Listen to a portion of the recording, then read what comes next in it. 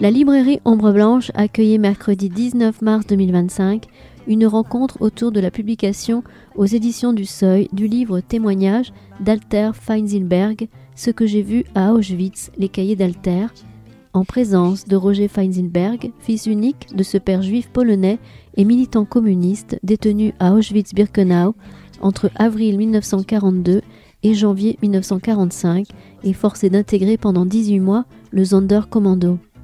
La rencontre organisée en partenariat avec le Mémorial de la Shoah était animée par Maurice Lugassi.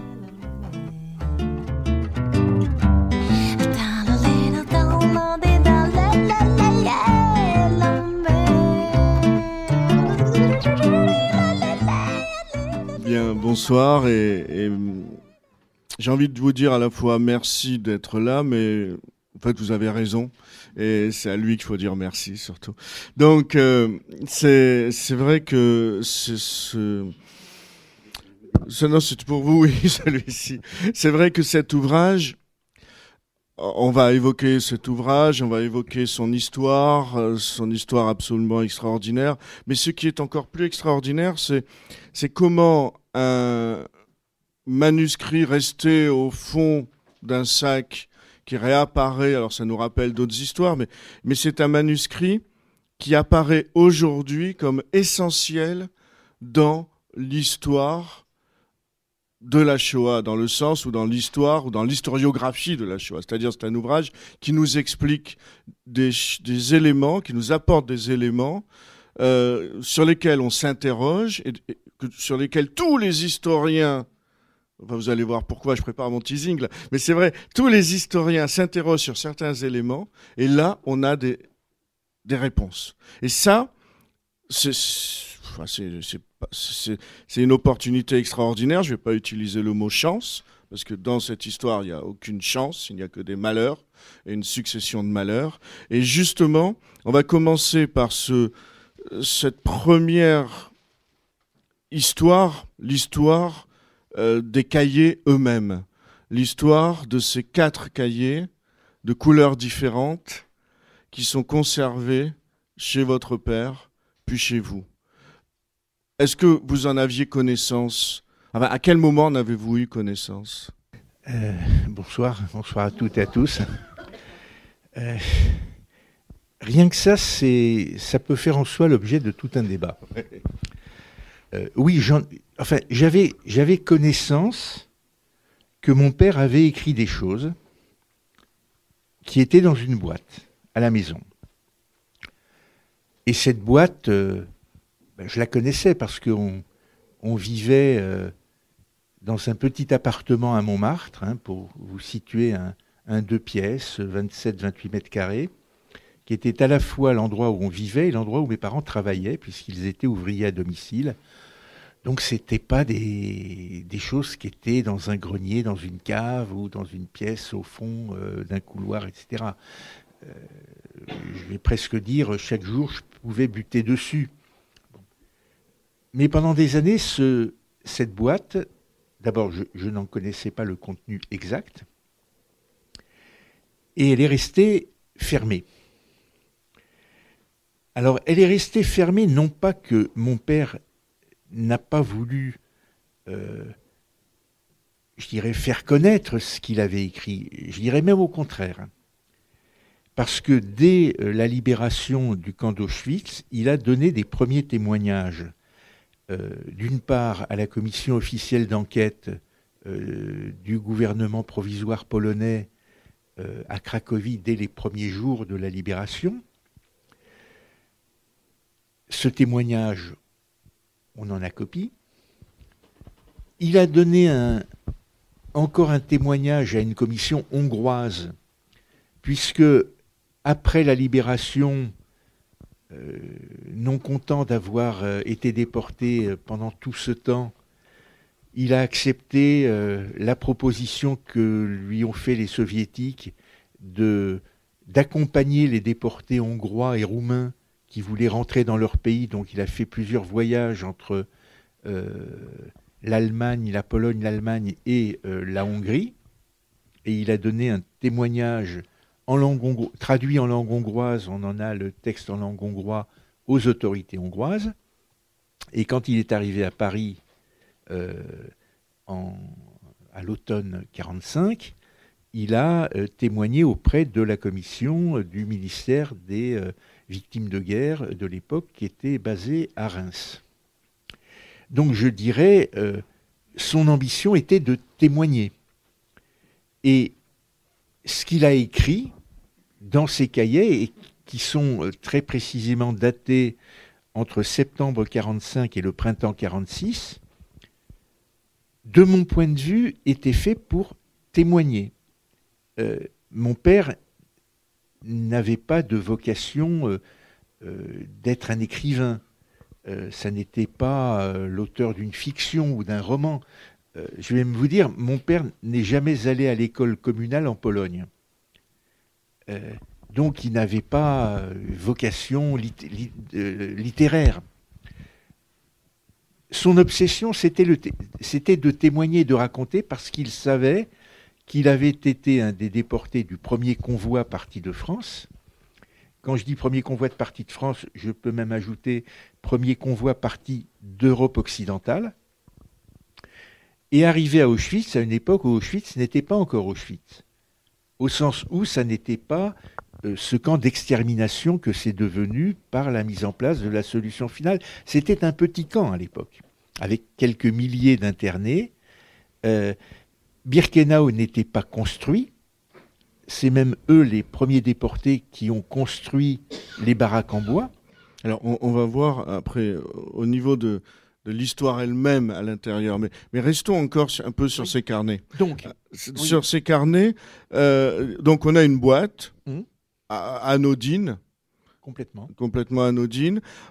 Mais on a une voix, celle de votre père, celle de votre père qui a écrit, mais qui n'est pas entré ensuite dans comment dire, une association d'anciens déportés. Alors c'est une question importante. Il est rentré dans des associations juives et non juives d'anciens déportés, mais assez rapidement il s'est aperçu que sa voix était mise de côté. Et pendant longtemps, moi, je n'ai pas compris pourquoi.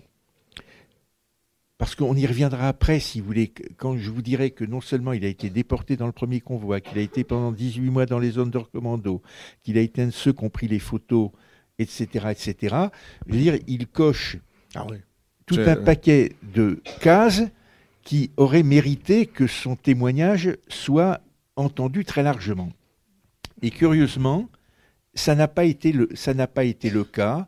On a l'impression que l'histoire de la déportation a été monopolisée par des récits officiels, notamment d'organisations politiques à l'époque, et très influencés par le Parti communiste pour une bonne part, d'un côté, et que la voix d'un des premiers déportés, et surtout la voix d'un Sonderkommando, on ne voulait pas l'écouter. Parce que pourtant, il avait une admiration profonde pour l'URSS, pour l'armée rouge qui avait libéré le camp. Ah, mais lui est resté stalinien jusqu'à la fin de sa vie. Malgré Prague. Malgré tout. Ce qu'il disait simplement, c'est que ça n'était pas la faute de Staline, mais de son entourage. Le chef était bien, que c'était les exécutants qui étaient mauvais. Bon. Voilà. Alors, pour vous situer ses convictions profondes jusqu'au bout. Et donc, il s'est tu parce qu'en tant que militant discipliné, il a baissé la tête, il a accepté de ne pas être mis en avant et il s'est mis de côté. Et ce qu'il avait écrit, au fond, si vous voulez, un moment, quand il voyait qu'on ne l'utilisait pas, il les a rangés quelque part, il les a enfermés et c'est resté, si vous voulez, je dirais cette histoire que notre famille a conservée, mais sans pouvoir la faire connaître. On pourrait y rester très longtemps sur ces cahiers, mais vous avez dit quelque chose dans votre interprétation de son silence, peut-être parce qu'il était mal perçu en tant que Sonderkommando. Oui, parce que... Alors, Sonderkommando, on rappelle, pour le public, c'était Enfin, je vous laisse le faire. Vous le ferez mieux que moi. Non, c'est un point important parce que le mot Sonderkommando, qui est un terme barbare, horrible, si vous voulez, on se demande ce que ça recouvre, était utilisé pour deux acceptions différentes. Vous aviez d'une part, on parlait de Sonderkommando pour parler de ces commandos de Polonais et d'Ukrainiens qui volontairement servaient d'auxiliaires à l'armée allemande dans leur progression en Union soviétique et les massacres des populations juives en Ukraine, en Biélorussie, etc., et qui a donné lieu notamment à ce qu'on a appelé la Shoah par balle. Et là, c'était des auxiliaires volontaires. Et puis le mot Sonderkommando était utilisé pour parler du Sonderkommando de Birkenau, qui étaient des prisonniers déportés juifs que l'on affectait de force à une mission qui, attention, n'était pas celle de tuer. Non. Et c'est un point important, parce que le travail des Sonderkommando, et excusez-moi d'être un peu cru dans la description des choses, commençait une fois les cadavres tués par le gaz. Le gaz était injecté par les Allemands dans les chambres à gaz. Et le travail, la mission des Sonderkommando était de sortir les déportés, hommes et femmes, morts, de commencer par les dépouiller du reste de ce qu'il y avait de choses de valeur, à savoir les dents en or, pour les femmes, les cheveux, parce que à Auschwitz-Birkenau, on ne rasait pas les femmes avant de les envoyer à la chambre à gaz, on les rasait après. Et ça a été prouvé scientifiquement, puisqu'on a retrouvé des restes de gaz, enfin de cyclone, dans les cheveux, qui étaient accumulés, puisque vous savez que les Allemands gardaient tout, l'utilisaient ensuite dans l'industrie, etc., etc. Donc le travail des Sonderkommando de Birkenau était de sortir les cadavres, de les dépouiller et de les brûler. Et de faire disparaître les cendres. Donc de les brûler de deux manières. Avant qu'il n'y ait les crématoires 2, 3, 4 et 5 de Birkenau, dans des fosses communes recouvertes de chaux, et puis ensuite, avec les fours crématoires, de pratiquer la crémation 24 heures sur 24, tout le long, de sortir les cendres et puis de disperser les cendres, notamment dans les deux rivières qui entourent le camp d'Auschwitz. Et cela en 2 brigades, travaillant 12 heures chacune, 24 heures sur 24. Donc effectivement, cette tâche ressemblait à des tâches d'auxiliaire de la mort. Oui. Ouais, oui. C'est ça. Oui. Et puis, les Sonderkommando étaient renouvelés régulièrement. Enfin, pour le dire autrement, étaient tués régulièrement, enfin tué et ensuite on renouvelait le. Et là, il nous raconte comment il a réussi à passer à chaque fois et comment il a réussi à survivre. Et quand vous dites avec crudité, c'est très. Pourtant, ce que vous racontez est assez euphémisé. Lui, il est beaucoup plus direct. Est-ce que quand vous avez découvert au fur et à mesure de la traduction du polonais en français, le polonais que vous ne pratiquez pas, les carnets sont écrits en polonais, au fur et à mesure de la traduction, cette violence dans ce qu'il raconte, est-ce que ce qui vous a étonné, c'est la manière qu'il raconte? Enfin, je parle à peine du choc que ça a pu vous faire, vous, en tant que fils, mais cette violence dans les mots. C'est la raison pour laquelle j'ai mis autant de temps à aller jusqu'au bout, puisque les cahiers, je les ai sortis de leur boîte en 2005, en mai-juin 2005. Et le livre est sorti en 2025, après pas mal de pérégrinations. C'est-à-dire qu'au début, si vous voulez, moi, mon objectif n'était pas de sortir, c'était pas de faire œuvre d'un bouquin édité dans une grande maison, vendu dans les librairies. Au début, mon objectif était tout simplement de faire traduire ces cahiers pour que je puisse transmettre à mes enfants, à ma famille, à nos amis, à nos proches, au milieu peut-être d'historiens, mais pas plus. Et puis tout ça m'a dépassé, si vous voulez, m'a submergé, m'a dépassé.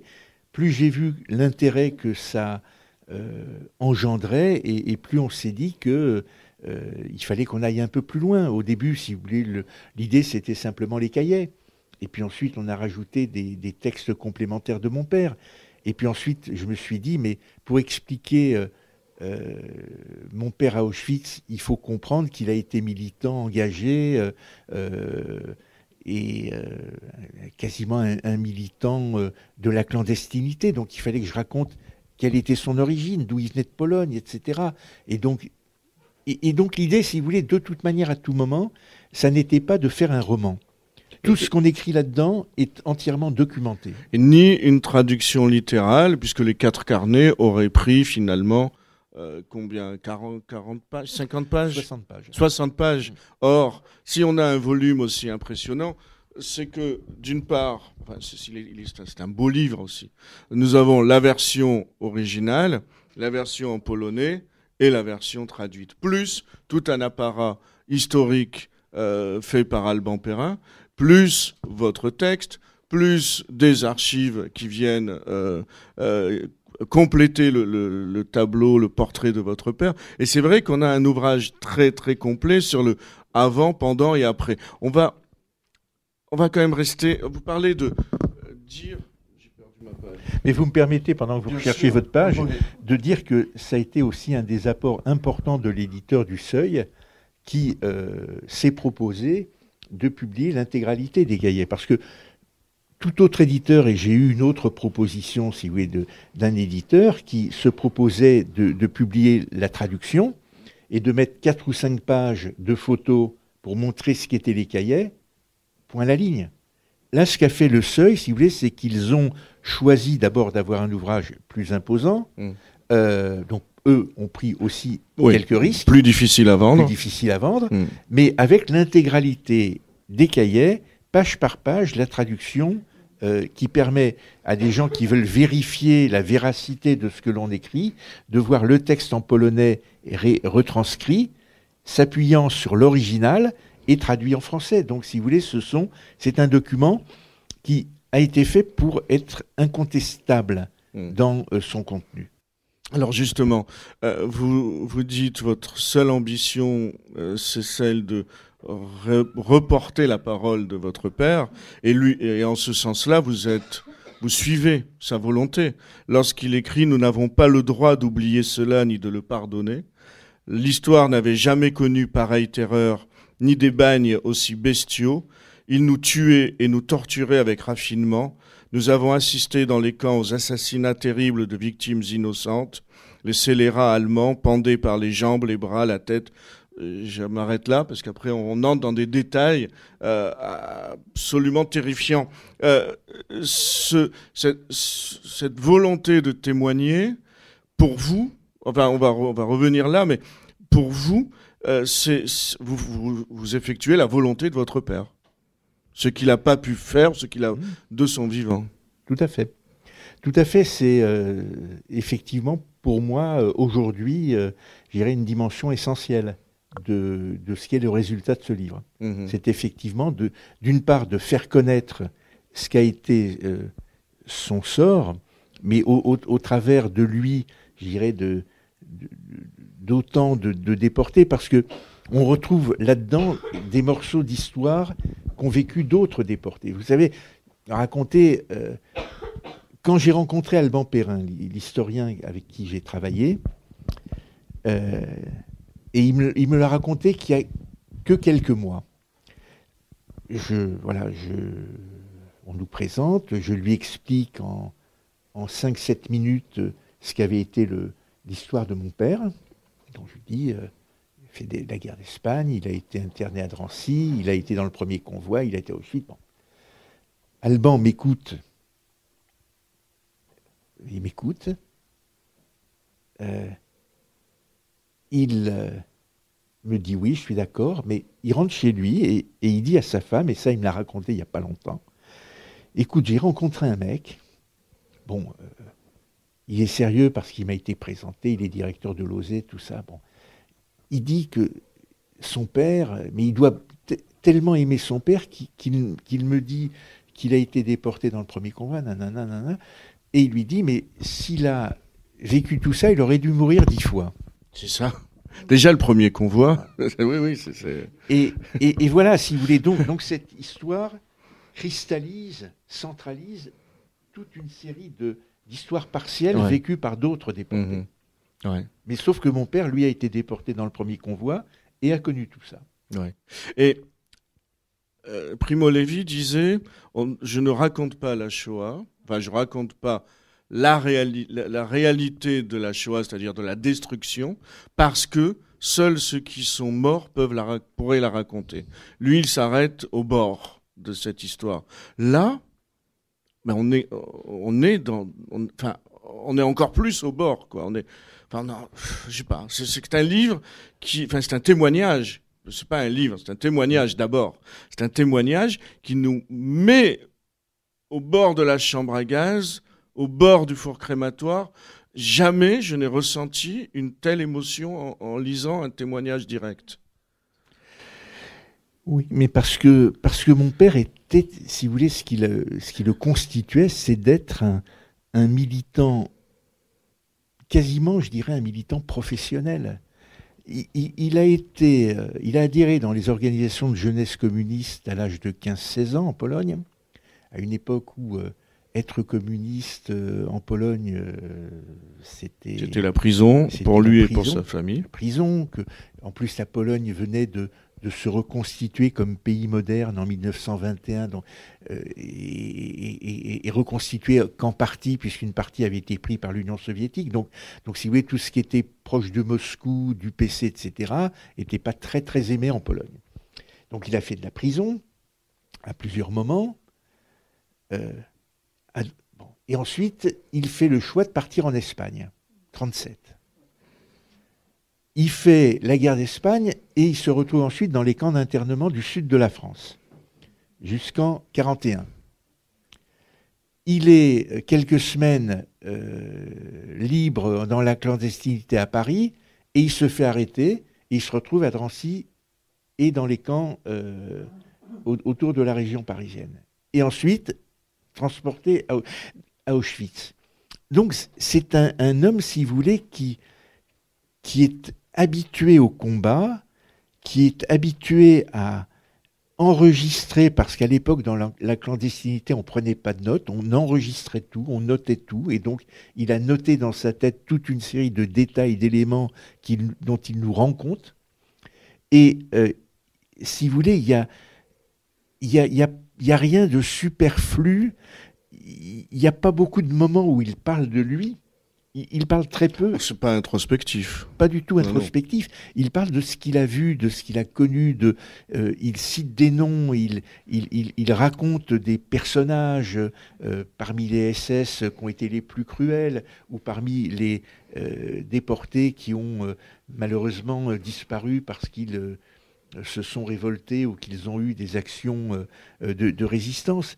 Donc c'est de cela qu'il parle, et uniquement de cela. Et ça, il en rend compte tout de suite en sortant. Donc c'est même pas, si vous voulez, des souvenirs écrits 15 ans, 10 ans, 20 ans après, parce qu'on sait très bien que la mémoire peut parfois broder, je dirais, modifier la perception des choses. Là, c'est écrit immédiatement après.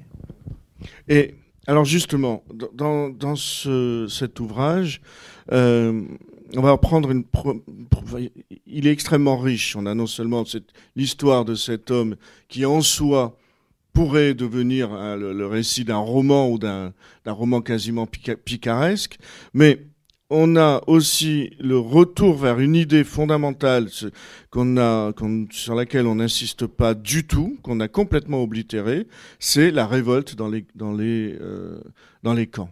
La manière dont les prisonniers, les déportés prisonniers, ne se laissaient pas faire. C'est-à-dire que souvent, on a l'image d'une violence tellement forte que finalement, elle va soumettre l'intégralité des déportés. On voit que non. Et il rapporte, alors il y a certes la révolte, on va en parler, mais il rapporte par exemple ce convoi d'Américains qui va prendre l'arme et qui va essayer de tuer le SS et ainsi de suite. Est-ce que vous, ça vous a surpris en lisant cela, en le découvrant ? Surpris, non, parce que j'en entendais parler, si vous voulez, ça faisait partie des sagas qui se racontaient dans les rencontres le dimanche où il se voyait avec des membres de la famille ou bien des amis à mes parents, des anciens des brigades d'Espagne, des anciens déportés. Il parlait de tout ça. Et il parlait de tout ça en yiddish. Et moi, en tant que gamin, j'étais pas loin, j'entendais et je comprenais. Et donc j'ai enregistré un certain nombre de ces éléments, un certain nombre de noms, si vous voulez, de héros dont il parlait beaucoup. Et puis il y a des moments où il se mettait à parler en polonais. Et ça, j'ai rapidement compris que c'était les moments où je ne devais pas comprendre. Et donc quand on me pose la question, souvent c'est le cas, est-ce que ton père t'a raconté, t'a parlé? Jusqu'à présent, jusqu'à un temps récent, je disais non, parce que je n'ai jamais eu de discussion avec lui, les yeux dans les yeux, pour qu'il me parle d'Auschwitz. Au contraire, il faisait tout pour éviter de m'en parler. Parce que nos parents voulaient nous préserver de tout ça. Mais il y a quelques mois, j'ai eu un éclair. Je me suis dit, au fond, s'il y a des moments où il ne fallait pas que je comprenne, c'est peut-être que les autres moments, il fallait que je comprenne un peu. Et même si ça ne m'était pas adressé directement, c'était fait quand même pour que j'entende. Et j'ai entendu, et j'ai enregistré. Je me suis comporté comme une sorte d'éponge qui absorbe des informations partielles. Bon, mais je ne pouvais pas leur poser de questions là-dessus, parce que je me serais fait envoyer dans mes buts. Et puis moi-même, si vous voulez, alors j'ai peut-être eu tort, mais je n'osais pas les questionner de peur de leur faire de la peine aussi. Donc eux ne voulaient pas me faire de la peine et ne m'en parlaient pas, et moi je ne voulais pas leur faire de la peine et je ne leur parlais pas. Donc on restait comme ça, mais il y avait des choses que j'avais entendues. Et donc il y a effectivement, notamment sur les actes de résistance. C'est ça. Qui n'étaient pas simples, hein, c'était pas... il y avait les actes de résistance et les actes de solidarité aussi, qui est un élément important. Et à un moment donné, mon père le dit dans son texte, il dit que parfois, une parole aimable, d'encouragement d'un déporté vers un autre était plus important qu'un morceau de pain supplémentaire. Et donc, si vous voulez, entre eux, c'était effectivement de se soutenir, et notamment les anciens des brigades internationales qui se connaissaient, qui s'étaient connus avant, s'entraidaient, se soutenaient. En plus, souvent, ils sont arrivés avant les autres à Auschwitz, donc ils étaient sur place et parfois dans des postes, si vous voulez, des fonctions que les Allemands leur avaient attribuées, qui leur permettaient de s'entraider un petit peu. Et puis parfois dans des actes effectivement, de sabotage, des actes de résistance, hein, des choses limitées, parce qu'ils ne pouvaient pas aller très très loin là-dedans.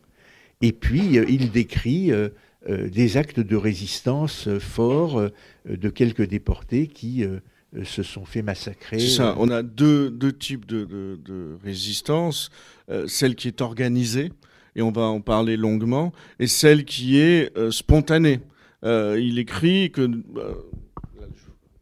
plutôt que de résumer la phrase exacte, pas un seul convoi de déportés n'a été emmené au gaz sans que se produisent des incidents plus ou moins importants. Et il raconte comment, par exemple, il donne le nom, Franziska Gall a arraché son revolver à un Quakernack, a réussi à abattre le Rapportführer Schillinger. Les autres femmes se sont jetées comme elles pouvaient sur les SS, qui ont demandé de l'aide. Enfin, c'est une phrase exceptionnelle. Oui, c'est incroyable. Mais donc, oui, ça, j'ai l'impression qu'il rend un peu justice aux déportés qu'on a trop tendance à voir abattus. Oui, vous avez raison, parce qu'on a trop souvent regardé les photos qui étaient des photos prises par les Allemands eux-mêmes, mais de déportés encadrés, comme s'ils allaient, je dirais, sans broncher ou sans réagir à l'abattoir. Ouais. Mais ça, ce sont des photos prises par les nazis eux-mêmes. Mmh. Et souvent, je pense que ça nous a trompés Ouais. sur, si vous voulez, la manière dont les choses se sont passées. On a tellement entendu de fois les gens dire mais les Juifs sont allés à la mort sans réagir. Pas du tout. Si vous voulez, il y a eu de nombreuses actions de résistance diverses et variées. Mmh. Ouais. Alors, maintenant, la résistance elle-même au sein du camp. Résister, c'est à la fois organiser des évasions, et il y en a eu. Et puis l'appareil historique qui suit nous donne à peu près le nombre, je ne l'ai plus en tête, mais il est dans le livre. Organiser des évasions, solidarité et témoigner. C'est un peu les trois modes de résistance, parce que tuer un nazi n'apportait rien finalement dans cette histoire. Donc c'était évasion, solidarité et témoigner. Les évasions, il en parle souvent. Ça revient très souvent. Vous n'avez pas pu en parler avec lui. Ma question, c'était, est-ce que lui-même avait eu la tentation de s'évader, mais vous ne pouvez pas le savoir. Et il n'en parle pas lui-même. Hein. Il ne le dit pas. Il raconte un moment quand il a été repris et qu'on lui a infligé 200 coups de bâton. C'est vrai, il s'est évadé aussi. Ouais. Et il a survécu à ces 200 coups de bâton. Et qu'il est transporté comme quasi mort à l'infirmerie. Ouais. Oui. Ouais, c'est vrai. Et où là, il a été aidé par justement par une résistance interne à l'infirmerie qui lui a permis d'être maintenu en vie. Qu'il a fait passer pour un infirmier et pas pour un malade. Alors, s'il était resté malade, on lui aurait peut-être fait une piqûre définitive. Ouais. Maintenant, témoigner. Alors on y vient, cette histoire de photo. Si vous voulez. Enfin, en même temps, c'est dommage parce qu'il faudrait lire le livre, mais vous allez la raconter un peu. Mais c'est parce que, il y a 3 photos dans le monde, 3 photos seulement d'Auschwitz qui n'ont pas été prises par des Allemands et qui nous sont restées. Ces 3 photos, elles sont exposées au musée d'Auschwitz, elles sont exposées dans quelques livres scolaires, parce que on a des femmes nues qui vont rejoindre une chambre à gaz, donc on ne va pas vraiment les mettre dans les livres. Mais bref, c'est un peu comme... elles sont absolument extraordinaires. Et votre père est mêlé de très très près à ces 3 photos. Oui. Oui, en effet, c'est une décision, à un moment donné, de l'appareil clandestin du camp, du camp général, de dire il faut que l'on transmette des photos à l'extérieur pour que le monde sache.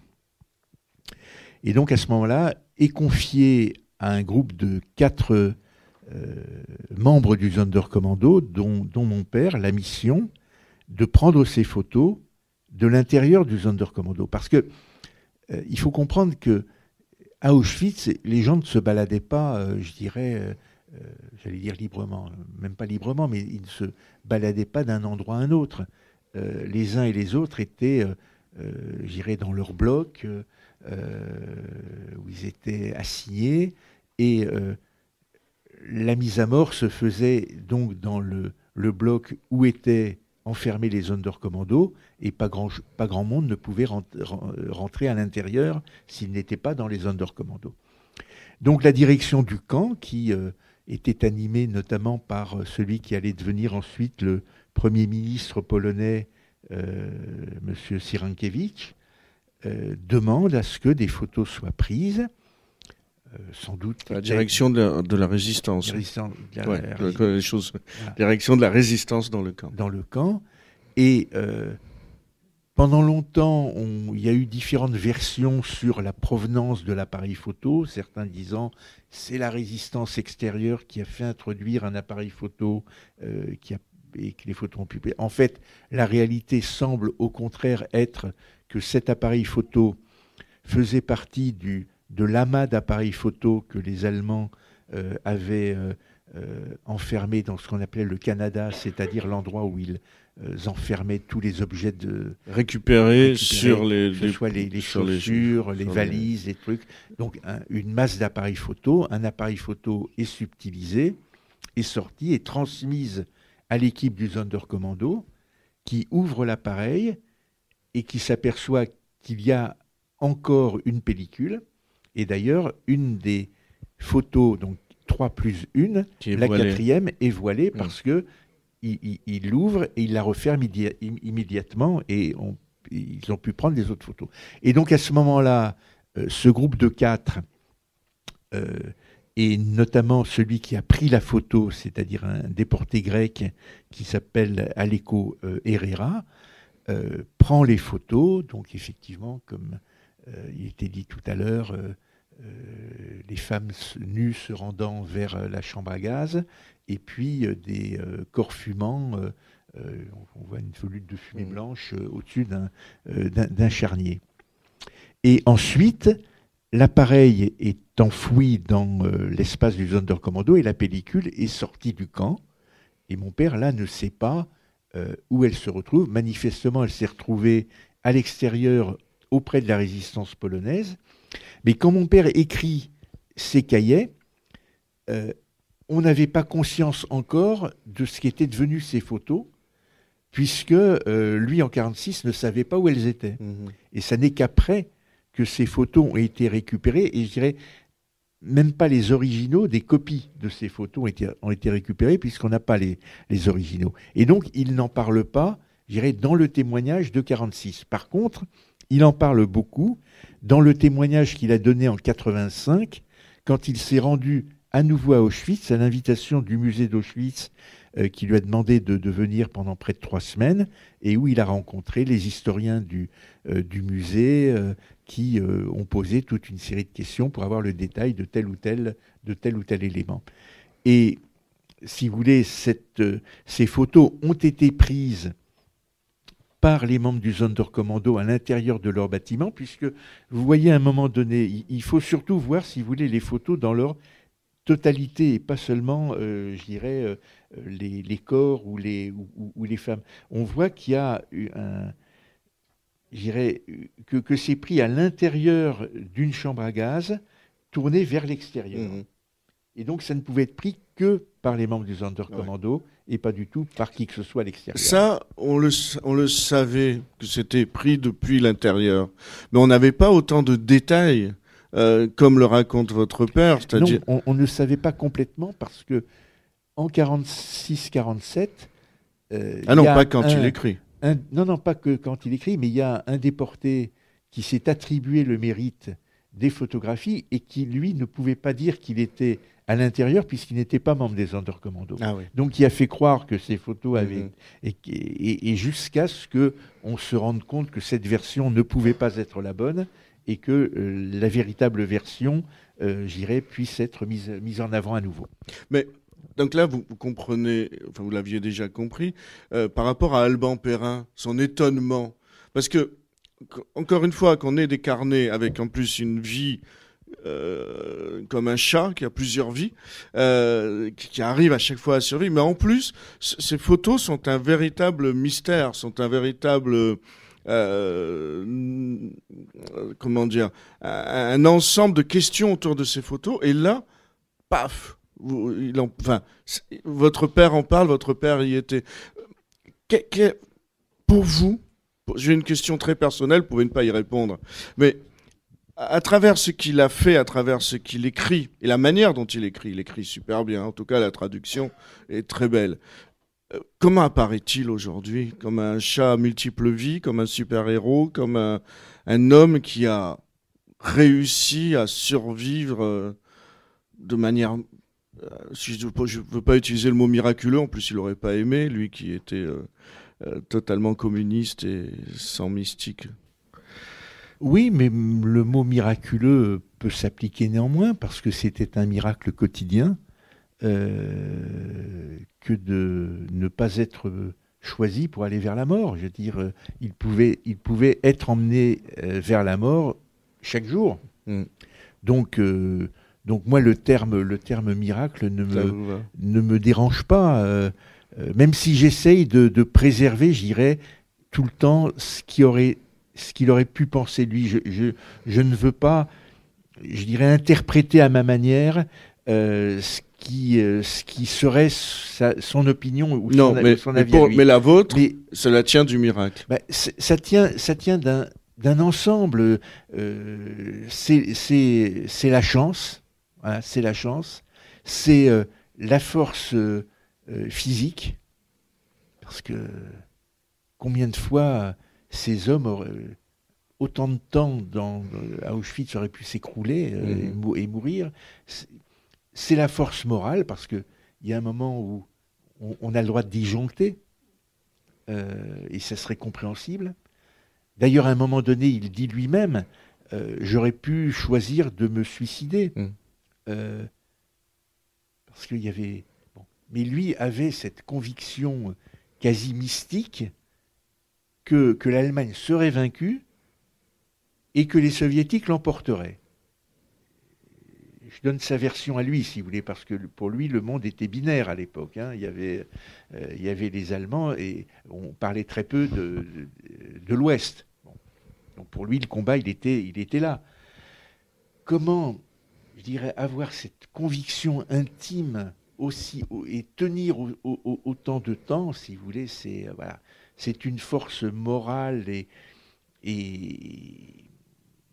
l'idée que de toute manière, il fallait tenir le plus longtemps possible et tenir, si possible, jusqu'au bout. Quoi.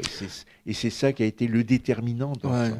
Et parmi cette force morale, il y a une force un peu universaliste. Dans son témoignage, non seulement il parle de tous ceux qui étaient dans cette situation tragique comme lui, mais il consacre beaucoup de pages au camp de Tziganes. Ça, c'est rare aussi. Oui, tout à fait. Tout à fait. Non, mon père était réellement un universaliste, un internationaliste. Vous savez, je vous disais tout à l'heure, il n'avait pas fait d'études, mais avant la guerre, il avait appris à parler l'espéranto. Et il était de ceux qui, après la guerre, se disaient « Ah, ce serait bien que l'espéranto se développe. » Bon, on sait ce que c'est devenu, quoi. Mais voilà, c'était un internationaliste, je dirais, sous toutes ses facettes.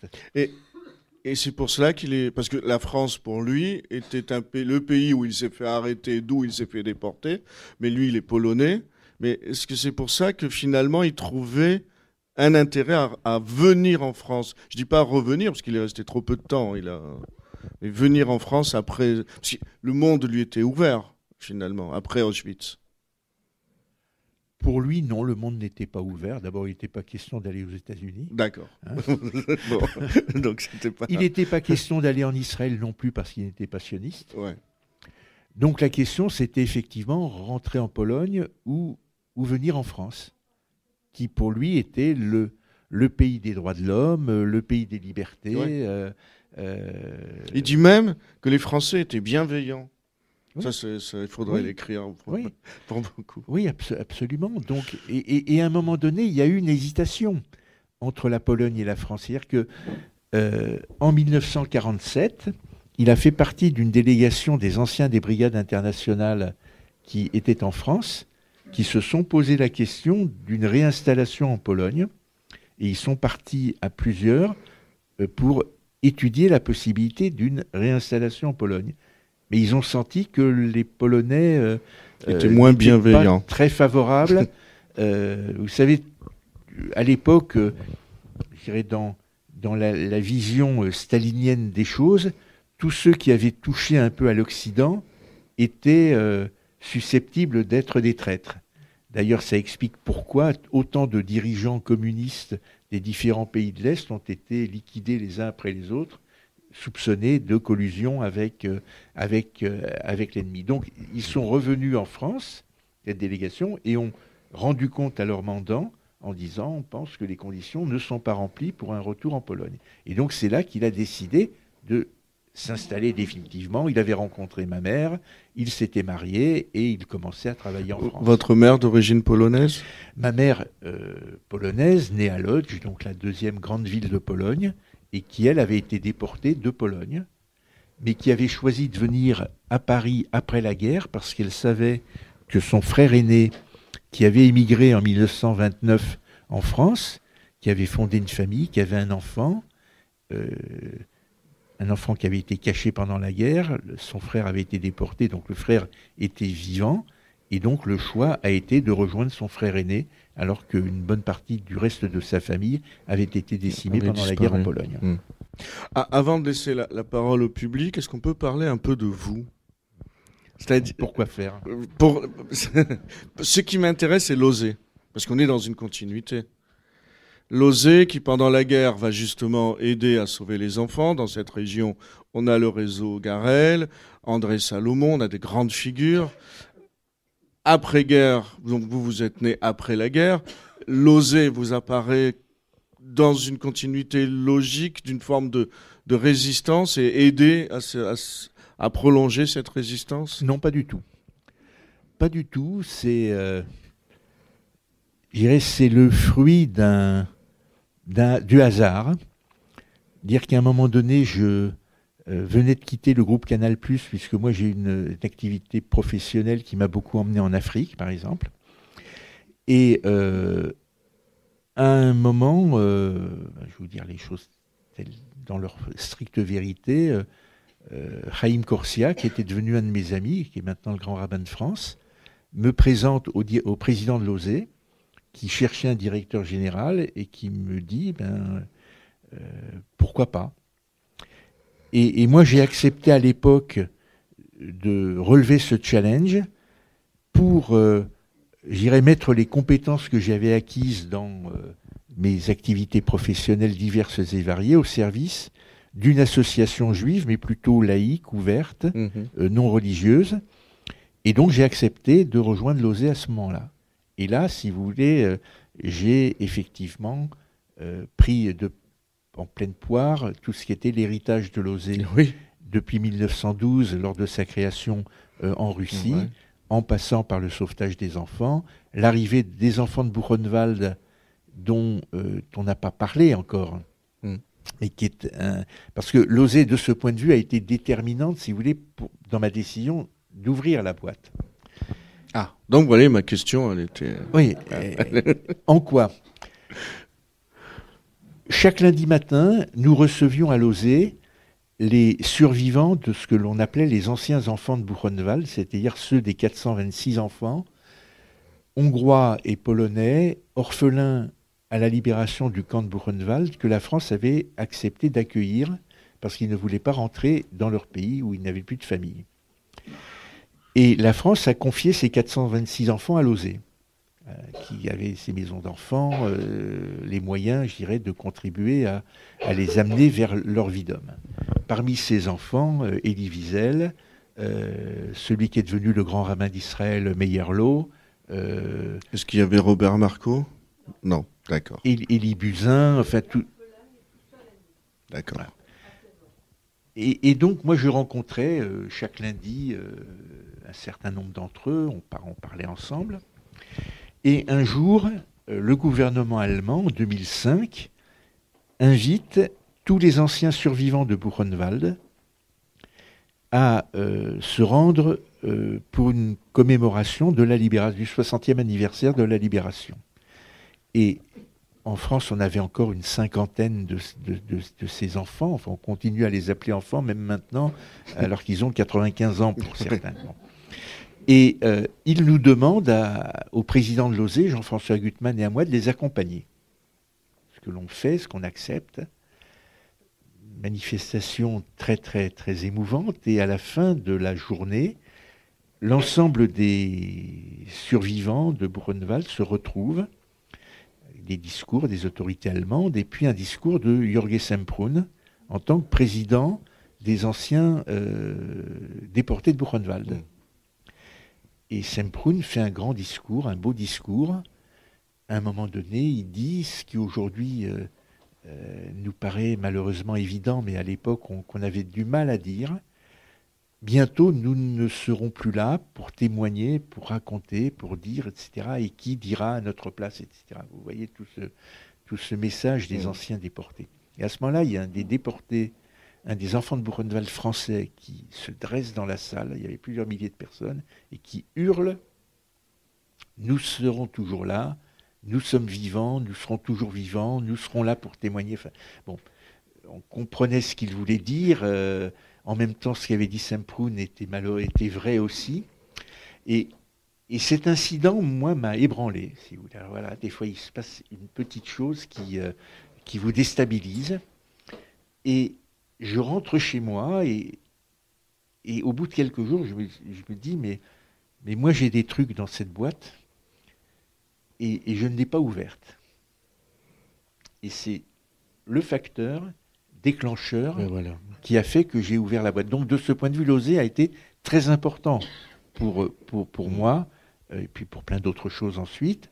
Mais, si vous voulez, c'était, je crois, un lien nécessaire à faire pour expliquer un peu comment tout ça s'est mis en place. Et Semprún, pour nous ici, est un lien très important. Il venait très souvent dans cette librairie et à Toulouse, et on en garde une image assez admirative. Donc, maintenant, c'est à vous. Oui, j'ai été frappé là dans le récit de votre père. À un moment, vous avez dit qu'il était allé combattre en Espagne là, pour soutenir les républicains espagnols. Et après la défaite, donc il y a eu le repli là, des républicains en France. Donc il s'est trouvé, comme vous l'avez dit, dans un camp d'internement. Dans plusieurs camps. Dans plusieurs camps, oui, parce qu'à l'époque, c'est vrai, on faisait beaucoup circuler les gens entre différents camps. Entre ceux des Pyrénées-Orientales et ceux des Pyrénées-Atlantiques. Voilà. Parce qu'entre Gurs, Rivesaltes, Saint-Cyprien et Argelès, si vous voulez, il en a fait plusieurs. Oui, et à propos de ces camps, bon, c'était des camps d'internement aux conditions de vie très très difficiles parce qu'il y a beaucoup de gens qui mouraient de faim, de malnutrition ou de maladies, de typhus. Et c'est pour ça que moi j'ai eu l'opportunité le week-end dernier de visiter le camp de Sept-Fonds qui est en Tarn-et-Garonne, grâce à des personnes ici présentes qui m'en avaient parlé. Et là, juste à côté de ce camp d'internement, il y a un cimetière qui est consacré aux républicains espagnols. C'est le seul cimetière, d'après ce qu'on m'a dit, qui est en France. Et donc, à propos de ces camps d'internement, il y a un psychiatre célèbre espagnol qui est passé à Sept-Fonds, qui s'appelle Tosqueyev, et qui a parlé justement de l'univers concentrationnaire. Donc, bon, c'était pas des camps d'extermination, mais c'était des camps de concentration aux conditions de vie très difficiles. Et est-ce que par la suite, le fait d'avoir eu malheureusement cette expérience par votre père, est-ce que ça l'a fortifié ou ça lui a donné plus de chance par la suite, quand il s'est retrouvé à Auschwitz, de supporter les conditions encore plus extrêmes de vie de détention? Oui, on peut le penser, tout à fait, bien sûr. Bien sûr, c'est l'accumulation de ces expériences malheureuses. Et effectivement, les camps d'internement du sud de la France étaient particulièrement durs. Hein, si vous voulez, moi, sur ces camps et sur l'Espagne, j'ai un souvenir particulier de mon père. On était en vacances une année à Hendaye. Et je me souviens d'un jour où je me baladais avec lui le long de la frontière qui était marquée par la Bidassoa. Et il y avait à l'époque, vous savez, les guérites des gardes civiles espagnols tous les 100 mètres à peu près. Et on parlait, mais j'avais le sentiment que mon père, il était avec moi, mais qu'il était de l'autre côté de la frontière. En train de se battre, si vous voulez. Pour lui, l'Espagne a été quelque chose d'extrêmement important dans son expérience. D'abord parce que même déjà en Espagne, il a ouvert un petit peu comme on dit, sa grande gueule pour protester contre la manière dont les dirigeants internationalistes se comportaient avec leurs propres troupes, puisque vous savez que nombre de brigadistes qui ont été passés par les armes, accusés de trotskisme ou d'être démoralisateurs. Et dans la biographie dont je vous parlais tout à l'heure de mon père, il y a un compte-rendu d'une réunion du parti à Gurs, où on dit c'est un élément démoralisateur qui remet en cause la ligne du parti et qui l'a amené à être exclu d'ailleurs à ce moment-là du Parti communiste espagnol. Voilà, donc c'est un moment effectivement très très important. Bonsoir, c'est qui le micro. Moi, je voulais revenir sur le fait, quand vous avez évoqué les photos, que celles qu'on a la plupart maintenant ont été prises par des Allemands et qui montrent les déportés au bord de la mort, dans de très mauvais état de santé. Et je voulais partager le fait aussi que je crois que c'est Lily Jacob qui a trouvé, quand il y a eu l'armée rouge qui est venue libérer le camp, qui a trouvé un album dans les baraques des SS et qui témoignait surtout des photos d'arrivée en train des déportés, où ils étaient encore en habit civil, etc. Et je trouve que c'est des photos, par exemple, moi je suis au lycée, c'est des photos qu'on ne voit pas. On voit des photos qui témoignent de la vie dure dans les camps, etc., où les déportés sont vraiment très mal, mais on ne montre pas aussi un peu la volonté aussi que, ils n'étaient pas abattus dès le début et qu'ils avaient aussi cette flamme encore qui était là, que ce n'était pas juste des morts vivants qui subissaient. Et parce que ce sont des photos de mise en scène. C'était des photos, effectivement, si vous voulez, en dehors, ce qui a été dit tout à l'heure par Maurice est exact, en dehors des 4 photos dont je parlais tout à l'heure, aucune autre photo des déportés n'a été prise, si ce n'est par les Allemands eux-mêmes, donc avec des mises en scène. Par exemple, des photos étaient prises à partir du toit des wagons. Les Allemands étaient sur le toit des wagons et prenaient en contrebas des rangées de déportés avançant, mais encore en vêtements civils, etc. Pas révoltés, passifs. Mais tout ça, effectivement, ce sont les seules photos qui sont restées.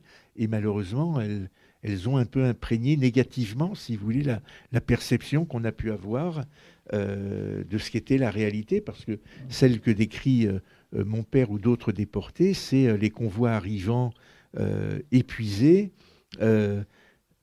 hirsutes, avec les SS hurlant, les chiens aboyant, parce que même pour ceux qui ont pu se rendre à Auschwitz en voyage de mémoire, peut-être que certains d'entre vous l'ont fait, il y a une chose qu'aujourd'hui encore on n'est pas en mesure de reconstituer, c'est le bruit, c'est les hurlements, ce sont les chiens, ce sont les cris des Allemands, c'est la masse humaine. Voilà, et donc ça, malheureusement, si vous voulez, rien ne rendra compte rien ne rendra compte de cela, si vous voulez. Attends, Annie. En tout cas, merci infiniment d'être venu à Toulouse. C'est un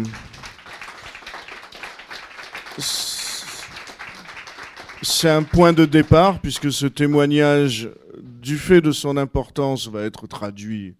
Il va être diffusé dans toute l'Europe, c'est évident. Donc on entendra beaucoup parler de vous et on espère vous revoir pour la bande dessinée et puis peut-être pour nous raconter ce qui va arriver à ce livre, l'histoire de ce livre. Ça pourra aussi nous intéresser.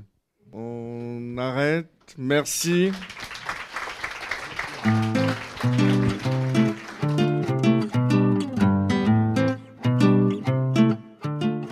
Vous venez d'entendre une rencontre avec Roger Feinzelberg autour de la parution au Seuil des cahiers d'Alter, ce que j'ai vu à Auschwitz, transcrit, traduit et contextualisé avec l'historien Alban Perrin et préfacé par Serge Klarsfeld. Enregistré à la librairie Ombre Blanche le 19 mars 2025 et réalisé et mis en onde par Radio Radio avec Radio Radio Plus et Radio Terre.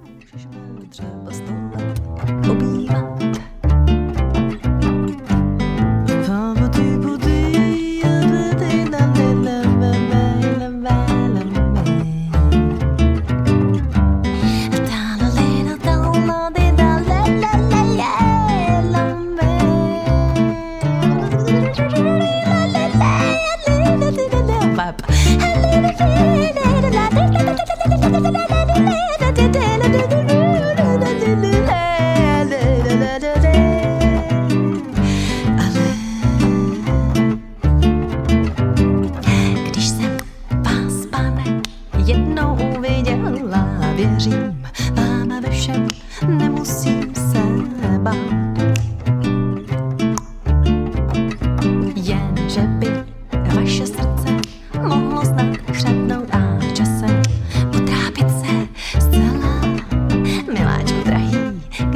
máš tak rád.